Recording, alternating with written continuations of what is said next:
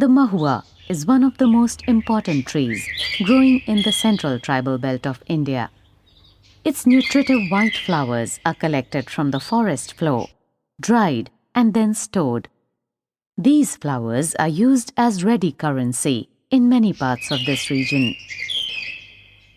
The preparation and consumption of mahua liquor is an important social and religious activity for the Didai and several other tribes of Odisha. Mahua liquor is offered to gods, ancestors and spirits and is consumed by both men and women. To brew liquor, the dried flowers are mixed with jaggery and water and a number of local herbs before being allowed to ferment for a few days. The mixture is transferred to a distillation pot. The lid is sealed and a fire is lit beneath the pot.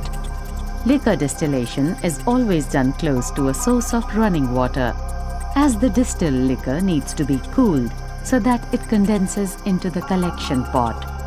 Mahua liquor is never stored for long periods of time, but is freshly distilled for almost immediate consumption.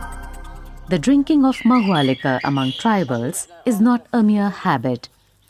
The practice has high ritual sanctity, with every rite from birth to death being an occasion for the offering of the liquor to gods and goddesses and the consumption of the same in good measure.